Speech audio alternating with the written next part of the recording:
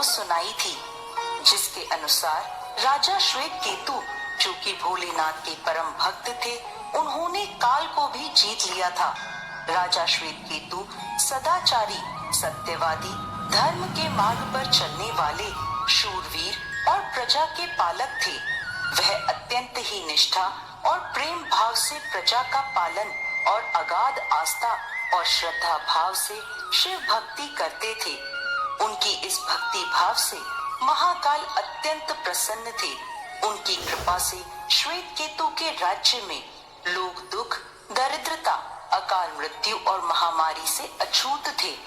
एक समय जब राजा श्वेत केतु का जीवन काल समाप्त होने को था और वह भोलेनाथ की आराधना में लीन थे, तब चित्रगुप्त ने यमराज से कहा कि राजा श्वेत केतु की आयु अब पूरी हो चुकी है, अब उनके प्राण हरने का समय है।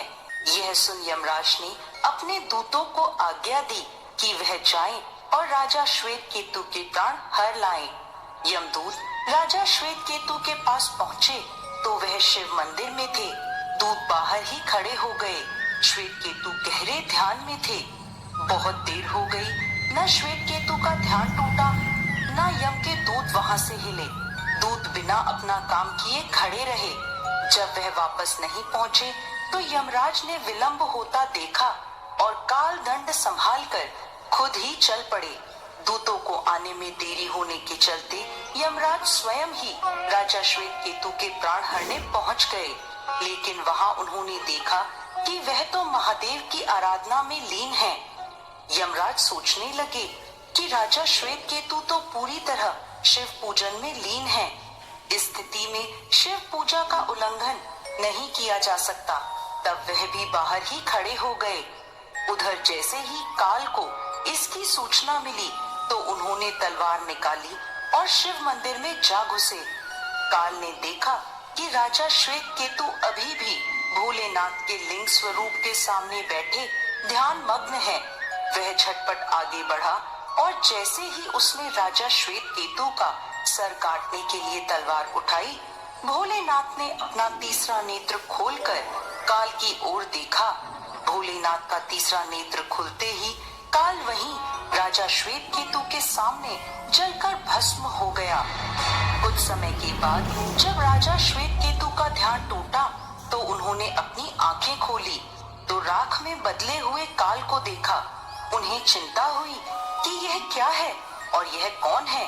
श्वेत केतु ने भोलेनाथ से पूछा, हे भोलेनाथ, यह राख कैसी है? इसे किसने और क्यों जलाया है?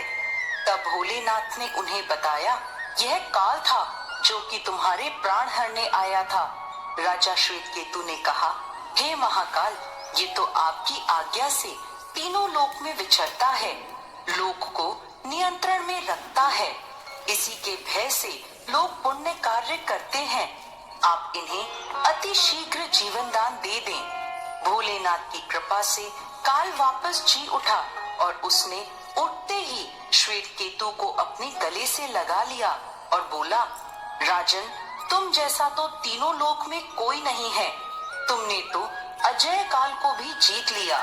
जीवन दान पाकर काल और यमराज ने कहा कि ऐसे जातक जो शिव के परम भक्त हैं, सच्चे मन और पूरी श्रद्धा से महाकाल की पूजा में लीन रहते हैं, सिर पर जटा और गले में रुद्राक्ष धारण कर पंचाक्षर मंत्र का जाप करते हैं, उन्हें कभी भी अकाल मृत्यु का ग्रास नहीं बनना पड़ेगा।